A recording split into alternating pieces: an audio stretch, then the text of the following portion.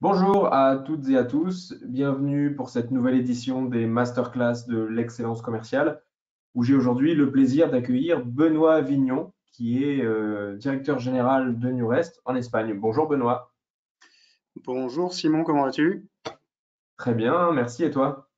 Ouais, ça va, ça va. Pas en télétravail, au Pas en bureau. télétravail. Eh ben, c'est parfait, ce sera l'introduction de notre échange du jour.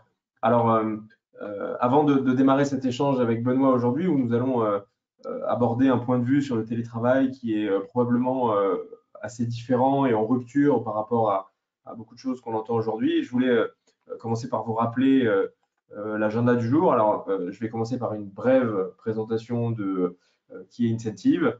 Et puis ensuite, nous aurons l'approche de la matinée avec une présentation des enjeux et le point de vue de Benoît et de Newrest sur le télétravail avant d'attaquer un résumé de ce qu'on s'est dit. Alors, avant de démarrer, je voudrais vous rappeler que vous avez accès à un module de questions.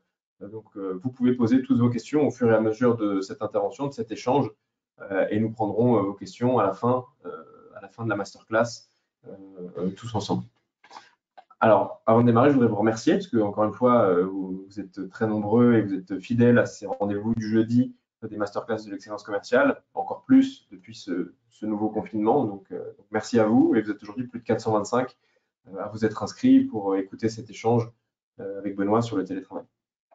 Alors, avant de démarrer l'échange sur le télétravail, je voudrais vous rappeler pour tous ceux qui ne nous connaissent pas bien aujourd'hui qui est Incentive. Alors Incentive, c'est une société qui a une petite dizaine d'années, qui est un éditeur de logiciels et qui a démarré ses travaux il y a quelques années sur la base d'un constat qui est que dans la vie de tous les jours, on a des outils formidables, hyper modernes sur nos smartphones, sur notre tablette, sur Internet, pour atteindre nos objectifs, pour nous pousser à changer, à nous mettre des défis, à relever des défis, à atteindre des objectifs. Et dans la vie professionnelle, les outils sont largement déficitaires par rapport à ce que les gens connaissent dans leur vie perso, sur leur smartphone, sur Internet. Et donc l'enjeu d'Incentive, c'est d'apporter une réponse à ça. Et c'est de proposer une appli tout en un pour accompagner vos managers de proximité, vos managers commerciaux, dans leur métier, dans leur rôle de coach et notamment dans les grandes transformations qui doivent accompagner dans les organisations. On sait que vos organisations aujourd'hui, elles doivent faire face à des transformations majeures, des transformations digitales avec l'adoption de nouveaux outils, des transformations méthodologiques avec notamment de plus en plus la vente à distance, des transformations managériales avec le rôle des managers, l'approche manager-coach. Euh, et ces transformations, elles sont très compliquées. Elles sont très compliquées et vos managers jouent un rôle stratégique dans le déploiement de ces transformations massivement et rapidement sur le terrain. Et c'est tout l'enjeu d'Incentive, c'est de leur fournir un appui sous la forme d'une appli digitale qui les aide dans le suivi, le pilotage des objectifs, dans l'animation quotidienne de leurs équipes, dans le partage, l'échange de bonnes pratiques, dans la formation des équipes, tout ça regroupé en une seule appli. On accompagne beaucoup de groupes dans des secteurs d'activité très différents et dans l'atteinte d'objectifs de transformation relativement différents. Il peut s'agir d'objectifs de transformation digitale. On accompagne beaucoup de ces groupes dans l'adoption de nouveaux CRM notamment et accélérer, massifier l'adoption des CRM dans les équipes. Il peut s'agir de transformation méthodologique. On accompagne certains de ces groupes aussi dans l'implémentation de nouvelles méthodologies commerciales, d'excellence commerciale dans les équipes avec des résultats d'augmentation très nette de la productivité des équipes commerciales. On accompagne certains de ces groupes dans des transformations autour de l'expérience client, comment améliorer, renforcer assez significativement l'expérience client. C'est le cas notamment de plusieurs projets qu'on a menés avec Newrest Wagonlit dans différents pays. Donc voilà les différents groupes et les différentes transformations qu'on accompagne chez nos clients. Alors, il est temps aujourd'hui de passer à ce qui nous amène tous aujourd'hui et ce pourquoi vous êtes là, l'échange avec Benoît. Donc Benoît, petit rappel de ton parcours, hein, tu es aujourd'hui et depuis un peu plus d'un an directeur général de Newrest en Espagne. Auparavant, tu avais été directeur général de Newrest Wagonlit en France et auparavant, tu avais occupé divers rôles au sein de l'entreprise Newrest en France. Alors merci d'être avec nous aujourd'hui, Benoît. Si j'ai souhaité qu'on échange aujourd'hui, c'est pour parler d'un sujet extrêmement intéressant qui est celui du télétravail et notamment du point de vue du télétravail dans une organisation qui n'est peut-être pas exactement similaire aux géants de la tech dont on entend beaucoup parler aujourd'hui et qui est une organisation très familiale et très industrielle. Alors pour démarrer, Benoît, est-ce que tu peux peut-être nous présenter rapidement Newrest et votre situation aujourd'hui face à cette crise sanitaire? Oui, merci de m'interviewer, Simon. Je vais essayer d'expliquer mon point de vue. Juste en introduction, on n'est pas contre la loi, on est tous anti-Covid et on ne cherche pas à être contre la loi qui impose le télétravail aux entreprises pendant cette crise. Et le témoignage sur le télétravail que je vais faire aujourd'hui, c'est plutôt à long terme, dans une ère post-Covid. Donc Newrest est un groupe de restauration spécialisé dans la restauration hors foyer, le seul groupe mondial spécialisé dans les 5 secteurs de la restauration hors foyer, que sont le catering aérien, les concessions aéroportuaires, le catering ferroviaire, les collectivités classiques que sont la restauration collective en entreprise ou en école, en hôpitaux, etc.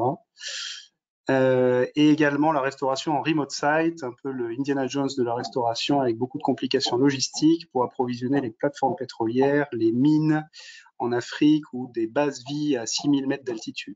On fait 2 milliards de chiffre d'affaires avant Covid. Le groupe est composé de 35 000 employés, présents dans 58 pays, et nous servons 1,36 million de repas par jour. Voilà. Et la particularité de ce groupe également, c'est d'être détenu à 95% par son management, ce qui lui donne une certaine flexibilité et réactivité très importante par les temps qui courent. Voilà, aujourd'hui, on a été frappé par la crise de manière très très brutale, avec une fermeture des cantines scolaires, par exemple, une quasi-fermeture des espaces aériens à plus de 90%, une fermeture récemment de la restauration à bord des TGV, qui nous impacte aussi. Bref, on a pris effectivement la crise de plein fouet, mais nous sommes capables d'amortir ce choc de par notre diversification pays et diversification en typologie d'activité. Ok. Alors aujourd'hui, quand on parle de télétravail, on entend beaucoup parler dans les médias des choix de certains géants de la tech, Facebook, Amazon, Twitter, qui ont généralisé le télétravail, pour certains jusqu'en janvier 2021, et ils l'avaient fait dès le début du premier confinement, pour certains juin 2021, voire certains qui ont fermé définitivement leur bureau. Donc il semblerait que pour ces boîtes-là, le télétravail ce soit l'avenir et que tout le monde se frotte les mains et que même parmi les collaborateurs, un certain nombre soient plutôt satisfaits de ne plus avoir à venir au bureau tous les jours. Le contexte de Newrest est très différent. Vous êtes une entreprise industrielle. Quelle est la position de Newrest vis-à-vis de ce télétravail, en Espagne au moins, puisque c'est l'entité que tu représentes aujourd'hui, et pourquoi? Bien, Newrest est résolument opposé au télétravail, avant Covid, pendant Covid et après Covid.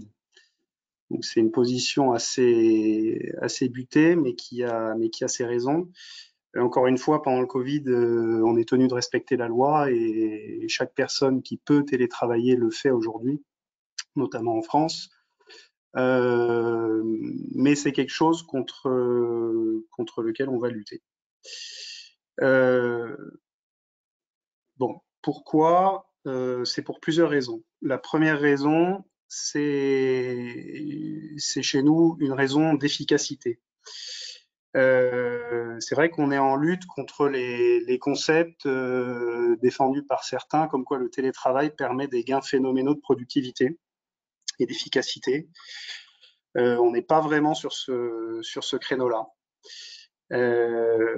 Pourquoi? Parce qu'on estime que le télétravail crée un certain manque de contact avec les équipes, une certaine désorganisation des équipes entre les personnels présents physiquement et les personnels en télétravail.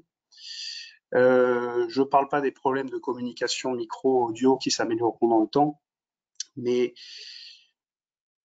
il y a un problème de cohésion d'entreprise dans un contexte de télétravail, et ça, on le ressent. Mais on le ressent particulièrement dans notre contexte industriel, parce que dans un contexte industriel ou une entreprise de service, vous avez une partie que je vais appeler les cols blancs, une partie qu'on va appeler classiquement les cols bleus, et ces deux populations doivent impérativement travailler ensemble et garder le contact. Et on est opposé au principe de créer une caste de cols blancs qui va pouvoir télétravailler, qui va pouvoir bénéficier d'un équilibre vie de famille, vie pro, qui va pouvoir bénéficier de conditions de santé absolument optimales, pendant que les cols bleus, eux, sont condamnés à travailler dans nos cuisines entre moins 20 degrés et 6 degrés, et ne pas avoir cet équilibre, et travailler dans des conditions de santé soi-disant dangereuses. Je dis soi-disant dangereuses parce que quelle est la solution pour nous, en fait, plutôt que d'envoyer un maximum de gens au télétravail, c'est plutôt de mettre en place tous les moyens pour que les gens soient en bonne santé au travail. Masque, distanciation sociale, gel, prise de température par des caméras thermiques dans chaque site plusieurs fois par jour. Voilà, ce sont des moyens extrêmement concrets qui nous permettent d'avoir de décerner un label interne à nos centres qui s'appelle le label SAFE. Et finalement, c'est comme ça qu'on lutte contre le Covid et c'est comme ça qu'on conserve une cohésion d'équipe et qu'on évite la création de castes. Donc, je peux comprendre la posture des entreprises de tech de se mettre 100% télétravail, c'est une opportunité formidable. C'est notamment une opportunité de quitter le coût de location des bureaux, qui est un poste énorme dans ce type d'entreprise. Donc, effectivement, il y a une opportunité. Mais même dans les cas de pure tech, je vois mal le bien fondé d'un télétravail à 100%. Et je pense que ça va attaquer très sérieusement la cohésion d'équipe et la production intellectuelle. Ok. Merci Benoît pour cette position qui est affirmée et qui est peut-être un peu différente de ce qu'on entend dans d'autres entreprises. Comment réagissent vos collaborateurs à cette position et comment est-ce que vous arrivez à susciter de l'adhésion sur cette position? En fait, nos collaborateurs l'ont très bien pris. À vrai dire, j'ai eu aucune opposition ou demande d'allègement par rapport à cette mesure. On est parti donc dans le 100% travail au bureau. On a expliqué ce concept par solidarité avec ceux qui ont un travail physique ou pénible. New Rest, c'est, comme je l'ai expliqué, c'est soit un travail de production en cuisine en milieu froid, soit un travail de chargement des avions sur le tarmac, et vous connaissez les conditions de travail d'un opérateur sur le tarmac d'un aéroport avec les écarts de température qu'on a. Bref, on est sur un pur concept de solidarité et de cohésion d'équipe, et donc ça a été très bien pris. Et comme je te l'ai dit, on a mis en place toutes les mesures de distanciation physique et de lutte contre la propagation du virus au sein de notre entreprise, pour nos salariés d'abord, pour nos clients ensuite, avec qui nous avons des contacts, puisque nous livrons à bord des avions et nous sommes en contact avec les hôtesses de l'air. Donc, c'est tout à fait logique de mettre en place des moyens anti-Covid qui fonctionnent parfaitement, puisque depuis 6 mois, nous n'avons eu aucun cas de contamination interne au travail. Et lorsque nous avons eu des cas, on a eu 3 cas de Covid depuis mars, contractés dans les familles, détectés quelques jours plus tard et qui n'ont jamais donné lieu à contamination. Donc on continue sur ce plan-là. Ça a été très bien accepté. Ok, super.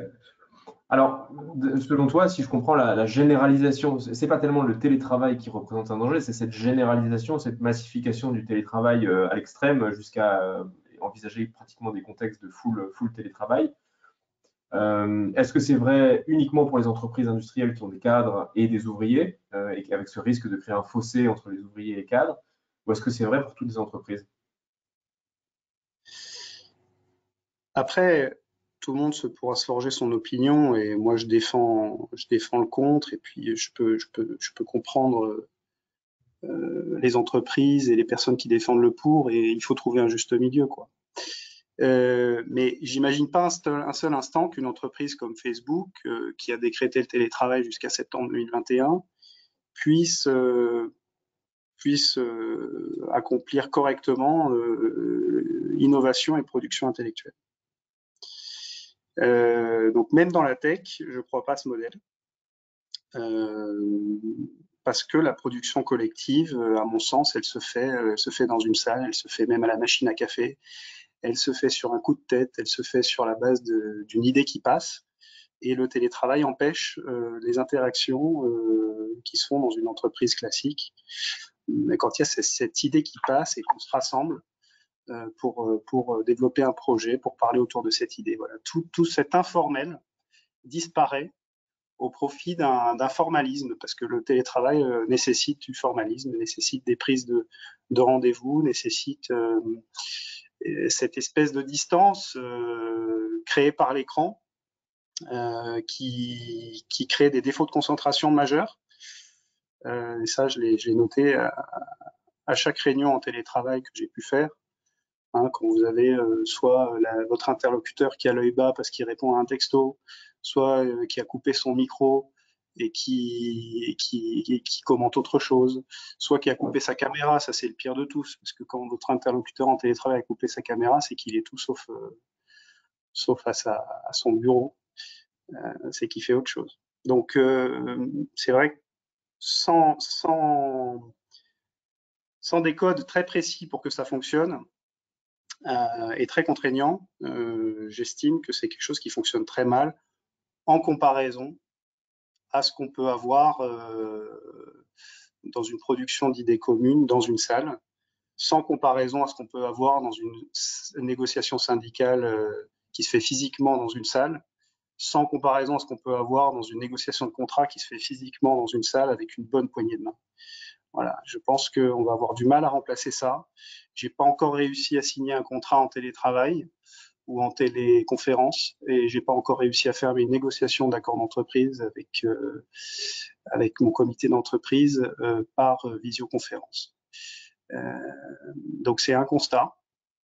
Il y a des messages qui passent pas, il y a un eye contact qui se fait pas bien et il y a une concentration qui se fait pas très bien. Ok, là tu parles beaucoup d'efficacité dans le travail. Mhm. Quand on a préparé cet échange, tu as aussi beaucoup parlé de l'engagement de Nurest, de créer du lien social entre ses collaborateurs. Est-ce que ça, c'est une spécificité de Nurest et de sa philosophie, ou est-ce que, à ton avis, c'est l'entreprise en général qui a un engagement vis-à-vis de ses collaborateurs, toute entreprise a un engagement de créer du lien social entre ses collaborateurs? Ouais, je pense, oui. Une entreprise qui va pas créer du lien entre ses collaborateurs, elle sera uniquement orientée sur ses chiffres et ça va fonctionner à court terme, mais à long terme, ça va pas fonctionner. Et puis d'un point de vue macro, ça va pas fonctionner non plus. La société française, elle est composée d'agrégats de micro-sociétés. La première micro-société existante, c'est la famille, qui est la première société émancipatrice. Ensuite, on a des agrégats de sociétés civiles, des écoles, tous ces agglomérats qui créent du lien social, du lien physique et qui permettent d'émanciper les gens. Et vous avez au sein de ces entreprises voilà, plusieurs types de populations, mais tous orientés vers la progression, le soin de l'autre, l'émancipation. Et c'est quelque chose qui, par le télétravail, risque de se désagréger. Le télétravail étant pour moi une victoire de l'individu sur le collectif. Une victoire du droit à la santé, du droit à la vie privée sur le devoir collectif et le devoir voilà, sur le devoir collectif, excusez-moi. Donc, oui, je considère que l'entreprise a un rôle certain dans la création de lien social et que ce lien social par le télétravail ou par les téléconférences bah, donne l'impression d'être maintenu. On est aujourd'hui en contact et on est très nombreux dans cette visioconférence et finalement on peut dire qu'on crée du lien, mais c'est pas comparable à ce qu'on peut vivre au quotidien au sein d'une entreprise. Ok.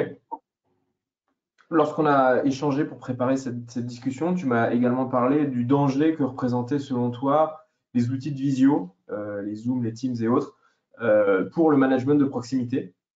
Est-ce que tu peux nous en Ouais, dire un peu plus là-dessus? Et à ton avis, comment ouais. est-ce que les managers de proximité doivent adapter leur action dans un contexte de télétravail plus, pour conserver en légitimité et garder leur valeur ajoutée? Ouais. En fait, j'ai eu une expérience de visio assez novatrice, assez impressionnante et assez fascinante il y a quelques semaines.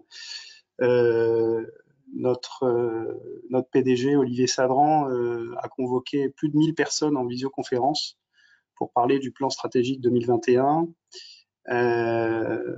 d'où est-ce qu'on était dans ce contexte de crise extrêmement brutale.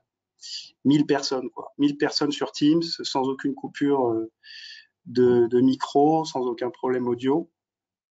Et c'était une révolution, en fait. On n'aurait jamais imaginé, il y a encore 9 mois, une sorte de mini-séminaire animé par le président auprès de 1000 personnes, quoi. C'est-à-dire qui s'expriment en fait de CN-1 à CN-10, ou en tout cas CN-5, puisqu'on n'a pas plus de 5 échelons chez Nurest. Mais on imagine du coup tout de suite le potentiel énorme d'un outil comme Teams. Effectivement, c'est une opportunité formidable pour une entreprise, pour une organisation. C'est magnifique. Parce que votre message d'entreprise, le message stratégique du directeur général, ben, finalement, il est véhiculé directement jusqu'à la base. On se passe des intermédiaires et tout cela donne une rapidité au message, une clarté et une efficacité au message qui a été jamais vue auparavant. Donc c'est magnifique pour une entreprise, effectivement. Teams, c'est un outil fabuleux dès lors qu'on l'utilise depuis le bureau et pas depuis chez soi, hein, tu m'as compris. Mais en tout cas, voilà, un potentiel incroyable pour les entreprises. Je suis pas du tout en train de lutter contre Teams. On pourra, je pense, plus s'en passer. Il faut juste faire attention, quoi. Parce que qu'est-ce qui va se passer pour le management intermédiaire? Bah, tout simplement qu'il n'a plus ce rôle d'intermédiaire. C'est-à-dire que les bons vieux fonctionnements où vous aviez le président qui s'exprimait auprès de son board de 20 personnes, puis le board qui s'exprime auprès imaginons, de ses équipes ou des directeurs pays, puis les directeurs pays qui véhiculent de manière pyramidale donc tous ces messages. Finalement, on imagine un message qui circule pendant peut-être 3 semaines, un mois avant d'être compris par la base. Bah aujourd'hui, ça se fait en 1 heure. Donc, ce rôle d'intermédiaire du manager va disparaître peu à peu. C'est ce que j'ai perçu quand on a mis en place Incentive, par exemple, sur Nurest Wagon-Lit, auprès de nos baristas dans les trains. Le rôle d'intermédiaire disparaît au sens où le directeur général s'exprime directement auprès de 1000 commerciaux. Donc, Teams, c'est pas forcément un danger, mais c'est un révélateur de talent et un révélateur de moindre talent, quoi. Un révélateur de médiocrité aussi. Donc, il va falloir se passer du bon côté de la barrière et se positionner comme talent, puisque le rôle d'intermédiaire disparaît ou est fortement affaibli. Pour se positionner du bon côté de la barrière en tant que chef d'équipe ou en tant que manager intermédiaire, moi je considère que du coup, tu vas pouvoir ôter toutes tes tâches qui n'ont plus de valeur ajoutée, toutes les tâches qui étaient de transférer le message entreprise, de transférer la stratégie, de transférer le côté corporate, hein, ton côté un petit peu forward de manager, le côté un petit peu boîte aux lettres, ben, on le quitte et on se renforce dans le one-to-one. On se renforce dans une relation privilégiée qu'on peut avoir avec Teams, avec toutes nos équipes qui peuvent être à distance. Et de ce fait, on a mis en place certains rituels au sein de Nurest avec des calls très réguliers sur Teams. Mais finalement, on évite les réunions parce qu'une réunion Teams, comme je l'ai dit, le message perd un peu de sa substance dans une réunion. Par contre, en one-to-one, là, on va renforcer notre relation avec notre équipier, on va l'aider et on va rentrer dans du très concret. Donc voilà comment on se positionne chez Nurest. Les messages globaux peuvent être véhiculés directement jusqu'à la base et on va pouvoir se passer des intermédiaires sur cette partie-là du boulot. Et par contre, les intermédiaires vont se renforcer sur la relation one-to-one et le coaching de leurs équipes individuellement. Voilà comment je perçois l'opportunité de Teams et pour faire de ce danger une opportunité. Ok. Toi, à titre personnel, comment est-ce que tu as adapté tes propres rituels pour les rendre plus compatibles et plus efficaces avec du télétravail généralisé, avec l'utilisation massive de visioconférences? Bon, tous les lundis déjà, on a un Monday morning meeting. Donc c'est un point d'équipe très rapide sur les problématiques globales de l'entreprise, mais ça dure finalement pas très longtemps. Et ensuite, je m'attache à réaliser un point avec chaque membre de mon équipe de façon individuelle. Et comme je l'ai dit, à le coacher, à être beaucoup plus proche que ce qu'on pouvait faire auparavant. Forcément, la distance, sans les moyens de Teams ou de Zoom, crée une certaine inertie. Et grâce à Teams et Zoom, en faisant ces réunions très régulièrement, on améliore l'efficacité. Ok. Si demain, on a la possibilité de revenir en présentiel au bureau, est-ce que vous reviendrez à 100% en présentiel chez Nurest ou est-ce que du coup vous allez garder quand même une petite part de télétravail autorisé, toléré? On va revenir 100% en présentiel. On va, on va respecter notre point de vue initial parce qu'on ne veut pas créer ce que j'ai appelé les castes. Et puis, de toute façon, on a déjà les RTT pour travailler de la maison, donc il n'y a pas de souci. Pour terminer cet échange, avant de prendre les questions du public, est-ce que tu peux nous partager sur une note un peu plus légère, drôle, ton anecdote qui serait la plus drôle, surprenante sur l'impact du télétravail que tu aurais vécu chez Nurest ou dans une autre boîte? Euh, alors, j'ai pas trouvé d'anecdote rigolote, mais je veux dire que aujourd'hui, donc, forcé par la loi, forcé par la loi qui engage les entreprises à limiter les déplacements et limiter le travail dans les bureaux, on a forcément une partie des équipes qui est en télétravail. Et, et je me surprends à malheureusement considérer les gens qui sont en télétravail comme s'ils étaient en vacances. C'est-à-dire que l'interaction qui se fait au bureau avec les personnes qui sont là est beaucoup plus forte que celle qui se fait avec les personnes qui sont au même instant en télétravail. Donc, je considère qu'il faut faire très attention à ne pas se faire oublier quand on est en télétravail et à solliciter soi-même son boss parce qu'il est très facile de confondre télétravail et période de vacances. Et donc, ne vous faites pas oublier. Et on va continuer du coup chez nous de conserver le vrai équilibre vie privée, vie pro selon notre vision, qui est une vie privée bien concentrée et une vie pro bien concentrée, mais les deux bien séparés. Voilà. Ok. Merci Benoît pour cette prise de position affirmée. On a beaucoup de réactions positives, favorables sur cette prise de position qui est un vrai choix. Beaucoup de questions aussi, donc on va en reprendre quelques-unes. Je vois pas mal de questions, je vais essayer de les grouper autour du management. Tu as parlé donc, du rôle du manager qui devait du coup évoluer vers des interactions de plus en plus en one-on-one et de moins en moins en réunion d'équipe où on refait passer les mêmes messages qui sont déjà passés. Tu as dit que les one-on-one, tu les faisais très fréquemment avec tes équipes. Tu peux nous en dire un petit peu plus sur la fréquence de ces one-on-one? Bon, ça dépend des problématiques qu'on a, mais il faut s'attacher à faire un one-to-one une fois par semaine, quoi. En tout cas chez nous. Voilà. Une fois par semaine. Ouais, c'est ce qu'on fait, oui. Ouais. Ok. Une fois par semaine avec tout N-1. Oui. Ok. Et une autre question, comment est-ce que vous avez formé votre management de proximité aux outils du coaching? Est-ce que vous avez mis en place comme accompagnement de formation avec ces managers de proximité? Alors, je ne vais pas parler de Newrest Espagne parce qu'on est en activité, on est à 5% d'activité depuis le mois de mars, donc c'est quand même très compliqué et on a 90% de nos salariés en chômage partiel depuis 6 mois. C'est quand même très lourd. Je vais parler de mon expérience passée sur Nurest Wagon-Lit.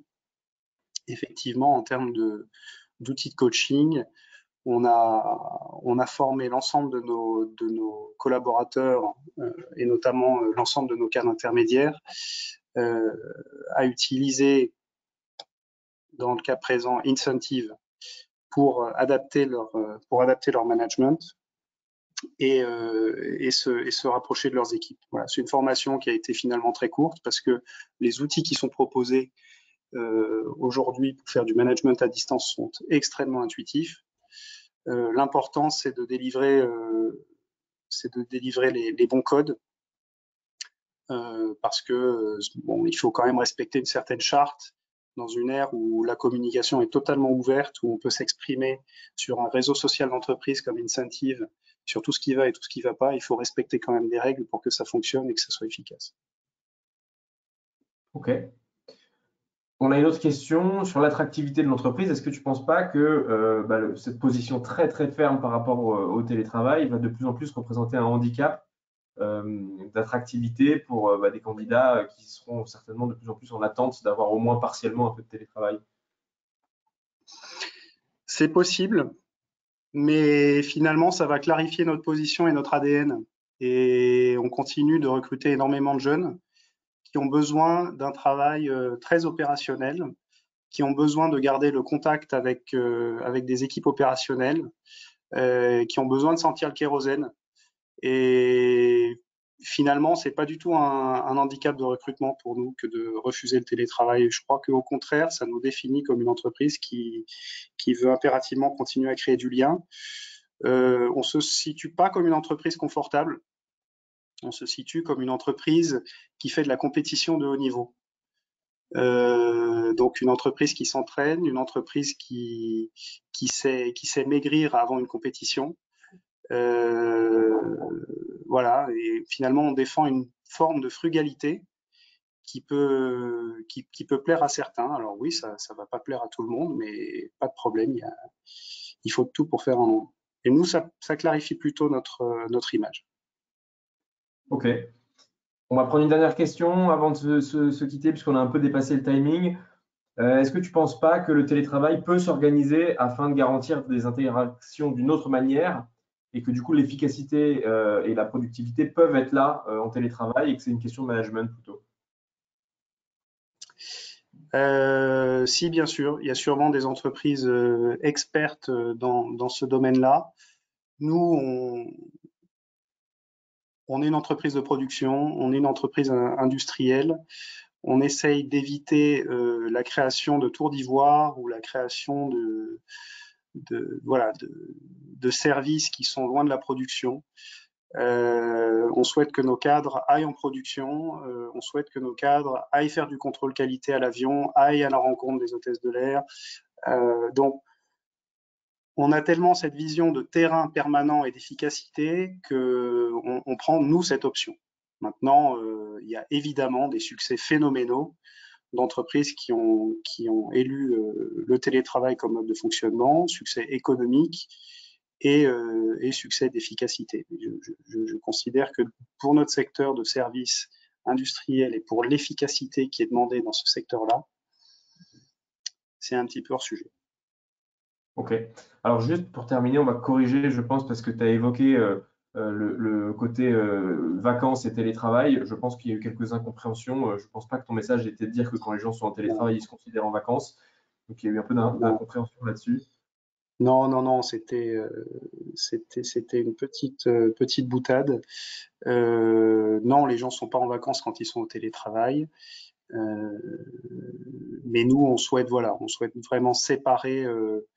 Je disais simplement que je préférais séparer le concept de vie privée et le concept de vie pro, avec des espaces de vie privée et des espaces de privo distincts qui permettaient de donner tout son temps et toute sa concentration dans un domaine comme dans l'autre.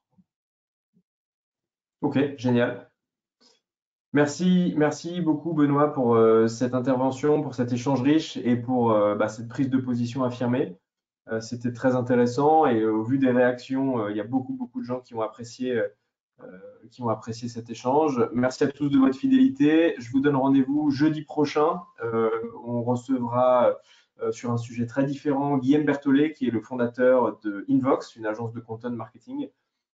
Et nous allons parler de l'utilisation des contenus et notamment comment est-ce que le content marketing, les contenus, peuvent être utilisés pas seulement pour générer des leads, mais également pour améliorer la capacité des commerciaux à vendre à distance. Donc, je vous donne rendez-vous jeudi 19, jeudi prochain à 11h30, et vous pouvez vous inscrire sur le site d'Incentive. Merci Benoît, merci à tous. Merci Simon. Merci bon appétit, bonne journée. Au revoir. Au revoir.